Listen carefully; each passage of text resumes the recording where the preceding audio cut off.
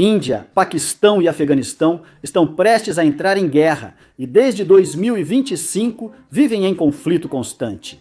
Índia e Paquistão travaram um conflito breve, mas muito intenso, em maio deste ano. E neste mês de outubro, Paquistão e os governantes talibãs do Afeganistão trocaram bombas, tiros e sangue ao longo da fronteira que compartilham. Volte algumas semanas. 2025 já seria lembrado por mais violência, confrontos diretos e mudanças nas regras regionais que aumentaram a chance de conflitos abertos. Mas agora, à luz dos eventos mais recentes que abalaram o sul da Ásia, parece que o pior combate de 2025 ainda está por vir. Nos últimos dias, atentados à bomba abalaram Nova Delhi e Islamabad. A Índia revelou um suposto plano terrorista para matar milhares de pessoas. O Paquistão afirmou que o Afeganistão ataca mesmo após o fim do já frágil cessar-fogo entre os dois países. Enquanto o líder do Paquistão acumula poder rapidamente, declarou que o país está em estado de guerra. Tropas estão se movendo em direção às zonas de fronteira, toda a região está em alerta máximo e potências globais já estão escolhendo seus lados. Neste canto do mundo, um retorno à guerra já era uma eventualidade, mas agora essa guerra parece ser iminente. Mesmo que os bombardeios desta semana tenham sido coincidência, não serão tratados assim. Foram 2 dias seguidos. No início desta semana, a cidade indiana de Delhi, onde fica a capital do país, Nova Delhi, e a capital paquistanesa, Islamabad, foram abaladas por explosões mortais. Em cerca de 24 horas, a Índia foi atingida primeiro quando um carro-bomba explodiu em uma área movimentada da velha Delhi na segunda-feira.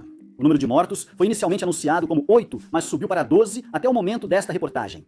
Mais de 30 pessoas ficaram feridas em um incidente investigado pela Índia como terrorismo.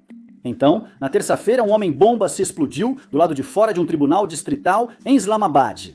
Nesse ataque também, o número de mortos atualmente é de 12, com pouco menos de 30 pessoas feridas.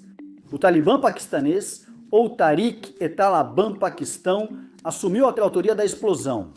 Antes de analisarmos as implicações desses ataques, precisamos ser claros.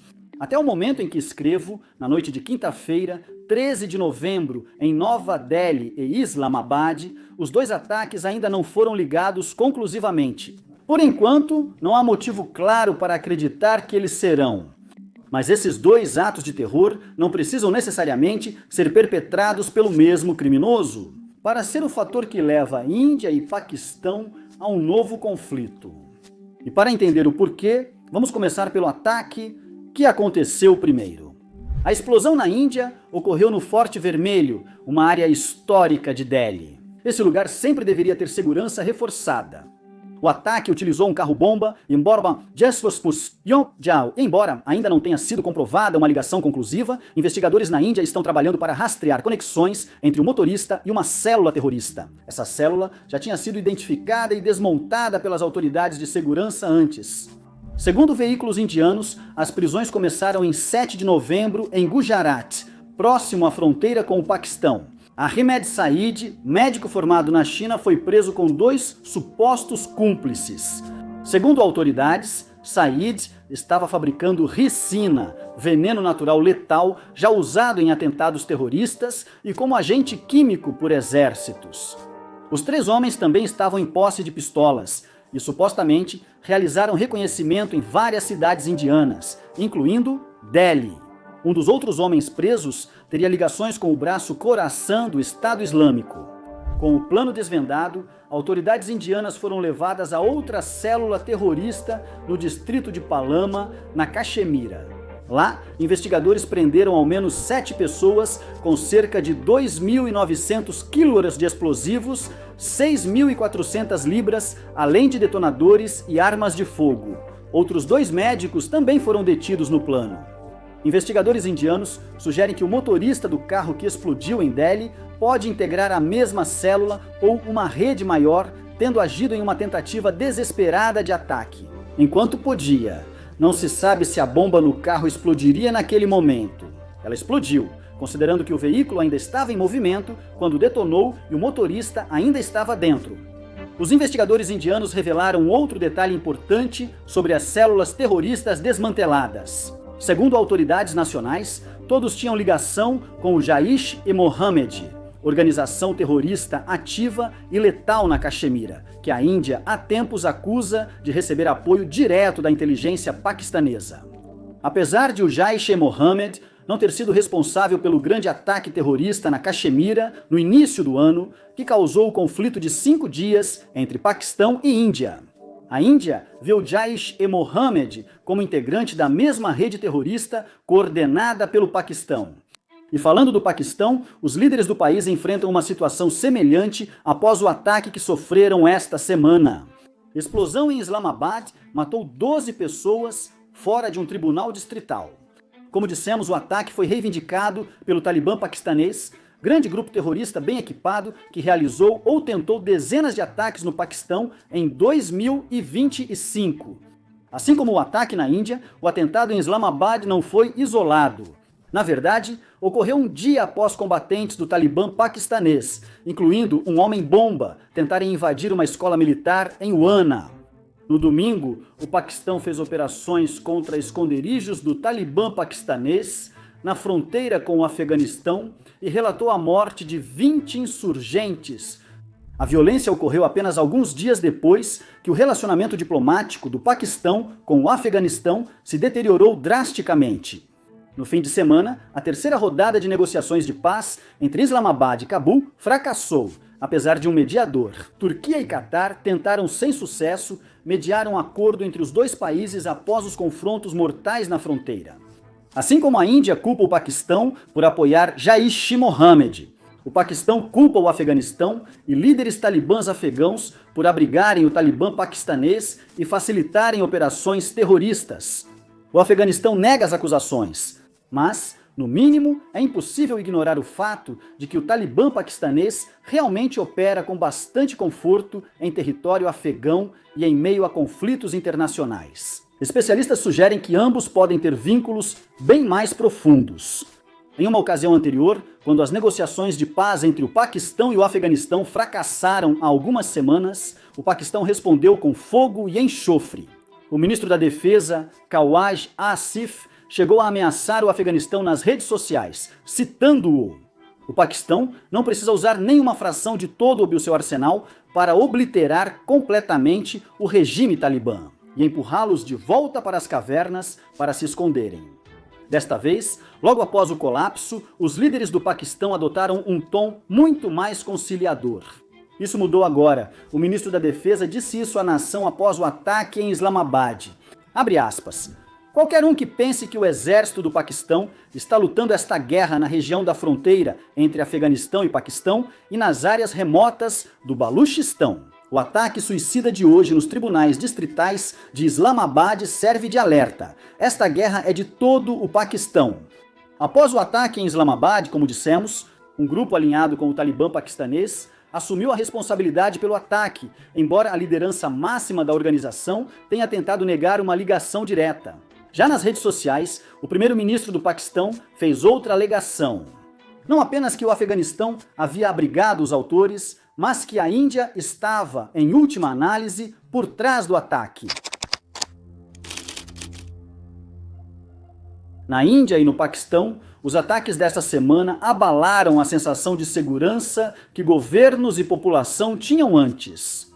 No Paquistão, o noroeste estava sob ameaça do Talibã paquistanês, Qasim, e em locais como Baluchistão, outras organizações terroristas podiam tentar causar danos. Mas Islamabad deveria ser completamente segura. Na Índia também podem ocorrer ataques na Caxemira ou por outros grupos rebeldes no leste. Acreditava-se impensável um carro-bomba ter êxito em Delhi em 2025. O senso de estabilidade foi destruído dos dois lados, e Índia e Paquistão se culpam mutuamente, o que não é por acaso. Apesar da destruição causada pelo conflito no início deste ano, tanto os líderes da Índia quanto do Paquistão parecem ter motivos para acreditar que poderiam se beneficiar com a retomada dos combates. Na Índia, a justificativa é simples. O confronto de maio deixou Nova Delhi em situação difícil, com o Paquistão parecendo igual ou superior, antes que os Estados Unidos interviessem e reivindicassem o crédito por intermediar o cessar-fogo, envergonhando uma nação na Índia, que sempre se orgulhou de lidar com o Paquistão por conta própria. Eles também precisam responder ao que parece ser um elaborado plano terrorista, que a Índia diz ter sido provavelmente orquestrado pelo Paquistão. No Paquistão, a situação é mais complicada. Islamabad ficou, na verdade, bastante satisfeito com a forma como seu confronto anterior com a Índia aconteceu, assumindo o crédito por derrubar vários caças franceses avançados. Ao usar conquistas para reforçar o nacionalismo contra Nova Delhi, Asim Munir, líder do exército do Paquistão, é o verdadeiro governante do país. Nos bastidores, nesta semana, ele ganhou imunidade vitalícia e ampliação de poderes. E imaginamos que não é particularmente difícil entender por que o líder das Forças Armadas do Paquistão teria a ganhar ao escalar um conflito com uma nação que ele acredita poder vencer. No cenário internacional, a situação parece favorecer o Paquistão. Islamabad tem desfrutado de uma relação crescente com os Estados Unidos sob Donald Trump, enquanto também se aproximou muito da China. Especialmente agora que a China percebe que o Paquistão pode servir como um campo de testes real para equipamentos militares chineses. Rússia e Irã indicaram apoio tácito ao Paquistão caso ele adote ação militar no futuro. Sem prometer ajuda direta, deixou claro que o Paquistão não teria grande resistência diplomática. A Índia, por outro lado, está relativamente isolada neste momento, com seus laços com os Estados Unidos da América enfraquecendo e a China a considerando uma rival emergente que precisa ser contida.